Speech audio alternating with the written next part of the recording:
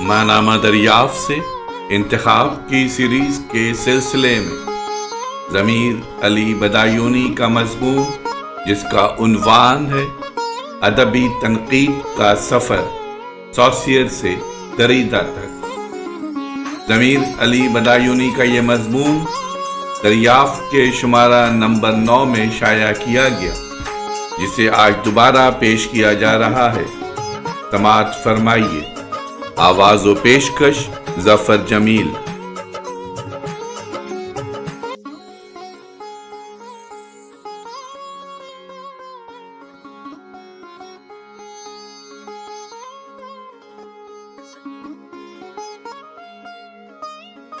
سوسیئر کے فکری کارنامے پہلی جنگ عظیم سے پہلے پیش کیے گئے، لیکن انہیں پڑھا گیا دوسری جنگ عظیم کے بعد۔ یہی صورتحال مارسل پروسٹ کے ناولوں کے ساتھ پیش آئی تھی۔ سوسیئر کے لسانی تصورات نے زبان اور ادب کی دنیا میں ایک انقلاب برپا کر دیا۔ یوں تو اس کی 2 کتابیں پہلے بھی شائع ہو چکی تھیں، لیکن اس کی دائمی شہرت عمومی لسانیات پر اس کے خطبات پر قائم ہے، جو اس کے طالب علموں نے مرتب کر کے شائع کیے۔ سوسیئر مزاجاً ایک تکمیل پسند مفکر تھا، اسی لیے کوئی قابل قدر تحریر شائع نہ کرا سکا۔ اس کا انکسار اور اس کی تکمیل پسندی اسے زندگی میں وہ شہرت اور مقام نہ دے سکی جس کا وہ مستحق تھا۔ سوسیئر نے زبان کی ماہیت کے بارے میں جو تصور پیش کیا، آج اس کی لپیٹ میں پورا یورپ، امریکہ اور بعض ایشیائی ممالک بھی آ چکے ہیں۔ ان ممالک کے ادبی تخلیقی افق پر وہ ایک روشن ستارے کی طرح چمک رہا ہے۔ موجودہ عہد کا جمالیاتی تجربہ سوسیئر کے ویژن میں شرکت کے بغیر مکمل نہیں۔ سوسیئر کے افکار کا دائرہ مسلسل پھیل رہا ہے، اور یہ کہنا غلط نہ ہوگا کہ ادبی تخلیق سوسیئر کے عہد میں سانس لے رہی ہے۔ اب سوال یہ پیدا ہوتا ہے کہ سوسیئر کے انقلاب انگیز اور عہد آفریں تصورات کی اساس کیا ہے؟ سوسیئر نے زبان کی ماہیت کے بارے میں چند ایسے حقائق بیان کیے ہیں جو ہسرل ہیڈیگر نظام فکر سے ہمیں آگے لے جاتے ہیں۔ سوسیئر کے نزدیک زبان مثبت اظہار سے خالی ہے۔ الفاظ تخالف باہمی یا تخالف زوج بائنری اپوزیشن کے رشتے میں جڑے ہوئے ہیں، جیسے مرد اور عورت، ماں اور باپ، دن اور رات، کالا اور سفید، یا بند اور کھلا ہوا، وغیرہ وغیرہ۔ پوری زبان اس تخالف باہمی کا ایک جال ہے، ایک کبھی نہ ختم ہونے والا جال۔ یہ تخالف بھی 2 قسم کا ہوتا ہے، ایک فطری اور دوسرا تہذیبی۔ مثال کے طور پہ مرد اور عورت یا شب و روز فطری تضاد کے جوڑے ہیں، اور کالا اور سفید یا بند اور کھلا ہوا تہذیبی تخالف کے جوڑے ہیں، جو ایک دوسرے سے ممتاز اور مختلف ہونے پر قائم ہیں، اور اس تضاد و تخالف کا لامتناہی جال ہے جسے ہم زبان کہتے ہیں، اس لیے کہ ہر لفظ دوسرے لفظ کے ساتھ، یعنی لفظ قائم بالذات نہیں بلکہ قائم بالغیر ہے۔ مرزا غالب نے بہار کا اس بات کرنا چاہا تھا، اے رنگے لالو گلو نسری جدا جدا، ہر رنگ میں بہار کا اس بات چاہیے۔ اس میں کوئی شک نہیں کہ پھولوں کی رنگا رنگی بہار کا اس بات کرتی ہے، لیکن بہار تو خود اپنی نفی یعنی خزاں پر قائم ہے۔ اس لیے سوسیئر کا یہ کہنا تھا کہ زبان مثبت اظہار سے خالی ہے، ایک ایسی حقیقت ہے جس سے انکار ممکن نہیں۔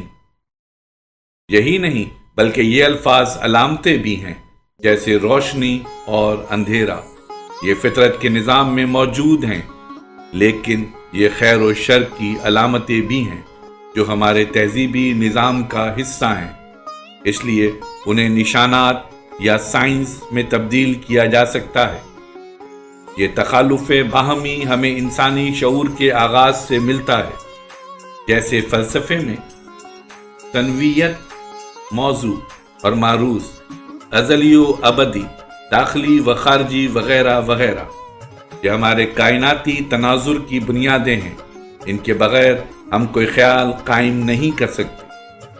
ہیگل بھی شعور میں باہمی تضاد کی کارفرمائی دیکھتا ہے، لیکن ساتھ ہی ساتھ وہ ازداد کی وجودیاتی وحدت، انٹالوجیکل یونٹی آف دا اپوزٹس کا بھی ہم پر انکشاف کرتا ہے، لیکن وحدت کا تصور تو خود کثرت کی نفی پر قائم ہے، اور یہ سوسیئر کی لسانیاتی بصیرت کا ثبوت ہے۔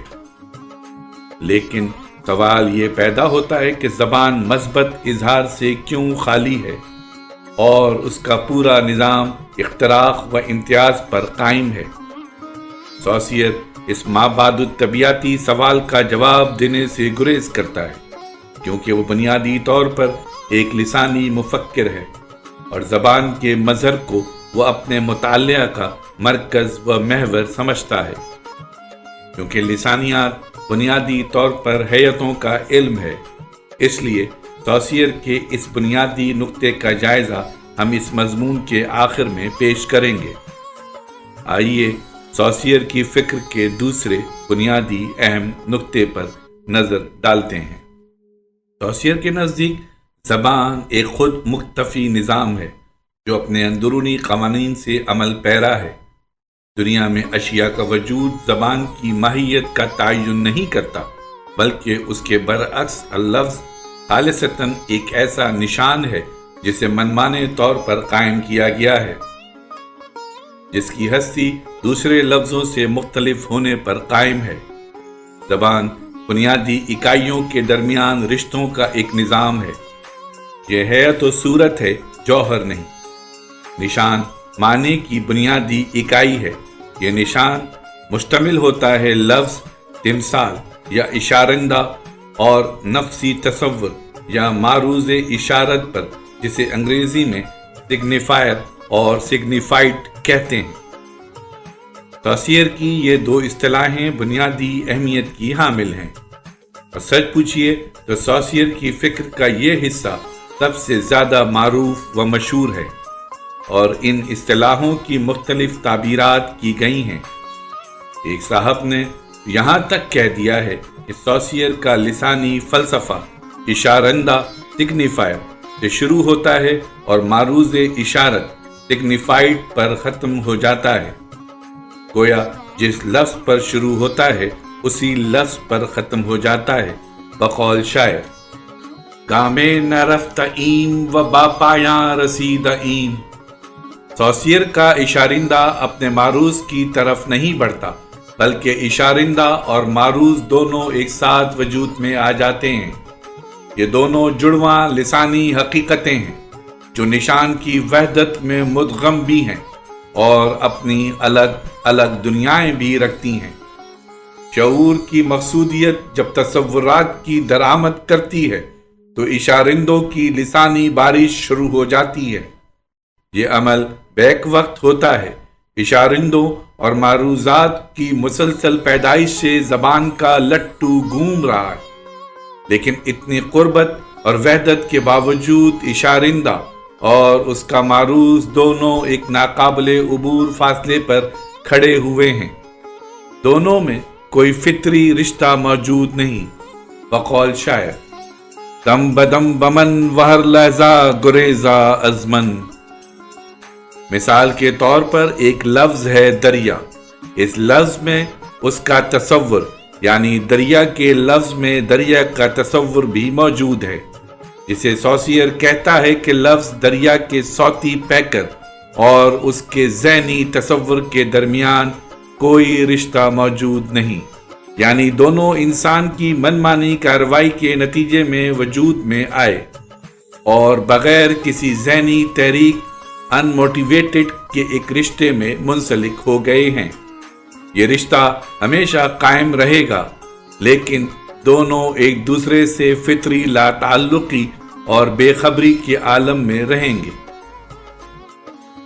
بیدل نے اپنے محبوب سے شکوہ کیا تھا، ہما عمر باتو قدا ندیم و نرفت رنج خمار ماں چے قیامتی کے نمی رسی زکنار ماں بکنار ماں۔ اور فانی کہتا ہے دعویٰ یہ ہے کہ دوری معشوق ہے محال، مطلب یہ ہے کہ قرب نہیں اختیار میں۔ اسی لیے سوسیئر کہتا ہے کہ لسانی نشانی منمانی کارروائی کا نتیجہ ہے، یعنی جواز سے محروم ہے، آربیٹریری ہے، گویا لسانی نشان کی دنیا میں بے آئینی کی حکومت ہے، وہ کسی آئین کے پابند نہیں، لیکن اس کے باوجود وہ ایک دوسرے کے وجود میں شریک ہیں، ایک دوسرے کی تکمیل کرتے ہیں، بلکہ ایک دوسرے سے واصل ہیں، لازم و ملزوم کے رشتے میں منسلک ہونے کے باوجود کوئی فطری وابستگی نہیں رکھتے۔ یہ تمام رشتوں میں ایک عجیب رشتہ ہے، ہر چند کہیں کہ ہے نہیں ہے۔ سوسیئر اس رشتے کی وضاحت کرتے ہوئے لکھتا ہے زبان کا موازنہ کاغذ کے ایک ٹکڑے سے بھی کیا جا سکتا ہے، خیال اس کے سامنے کا حصہ ہے اور آواز اس کی پشت کی حیثیت رکھتی ہے۔ کوئی بھی سامنے کے حصے کو اس کی پشت کے بغیر نہیں کاٹ سکتا۔ اسی طرح زبان میں آواز کو نہ تو خیال سے جدا کیا جا سکتا ہے اور نہ ہی خیال سے آواز کو۔ تقسیم صرف تجریدی طور پر ہی کی جا سکتی ہے، اس کا نتیجہ یا تو خالص نفسیات ہوگا یا خالص صوتیات۔ یہاں بقول ایملی بن ونسٹے سوسیئر حقیقت کو فراموش کر دیتا ہے، کیونکہ اصل مسئلہ تو ذہن اور کائنات کے درمیان رشتے کا ہے، یعنی حقیقی دنیا یا عالم اشیاء اور انسانی شعور میں رابطے کا ہے۔ سوسیئر کا لسانی نشان لفظ تمثال اور ذہنی تصور سے آگے نہیں بڑھتا، بلکہ سوسیئر تو اس کا قائل تھا کہ ہمیں زبان سے باہر نہیں جھانکنا چاہیے۔ پھر حقیقت تک رسائی کس طرح ممکن ہے، کیونکہ اشارندہ اور حقیقت میں ایک خلیج حائل رہتی ہے۔ اسی لیے کافکا کا زبان میں یقین بحرانی کیفیت سے دوچار تھا، وہ الفاظ کو روح کے نکمے کانکن اور بیمار پہاڑی مہم جو کے نام سے پکارتا ہے، اور اسی لیے دریدا نے کہا تھا کہ لسانی نشان کے لیے ضروری ہے کہ وہ ہمیں معروض اشارت کی موجودگی سے دوچار کرے، لیکن سوسیئر کے نزدیک زبان پہلے سے موجود حقیقت کی ترجمانی کا صرف آلہ کار نہیں، بلکہ وہ حقیقت کا اساسی جزو ہے۔ دنیا کی معنویت تخلیق کرنے میں زبان کا کردار بے حد اہم اور بنیادی نوعیت کا ہے۔ اب سوال یہ پیدا ہوتا ہے کہ لسانی نشان اپنی معنویت کیوں کر پیدا کرتا ہے؟ اس کی معنویت کا سرچشمہ کیا ہے؟ زبان کو سوسیئر نے دو حصوں میں تقسیم کیا ہے، ایک مرئی اور دوسرا غیر مرئی۔ مرئی اور حقیقی یا واقعی حصے کو وہ پیرول کا نام دیتا ہے، جسے گفتار کہا جا سکتا ہے، اور دوسرا حصہ جو غیر مرئی ہے اسے وہ لسانی نظام یا لینگ کے نام سے پکارتا ہے، جو تہذیبی، ثقافتی، سماجی، لسانی روایت اور قواعد کا مجموعہ ہے، جو غیر مرئی ہونے کے باوجود معنویت تخلیق کرتا ہے۔ ہر لفظ یا نشان کے معنی کا سرچشمہ یہ لسانی نظام ہے۔ لسانی نشان بے جواز ہونے کے باوجود معنویت کا حامل ہوتا ہے، اور یہ معنویت اس لیے موجود ہے کہ لسانی نشان لسانی نظام سے وابستہ ہے۔ گویا بقول اقبال موج ہے دریا میں اور بیرون دریا کچھ نہیں۔ سوسیئر کے نزدیک لسانیات صرف لسانی نظام کا مطالعہ ہے، گفتار کی لسانیات بھی دراصل لسانی نظام کی لسانیات ہوتی ہے۔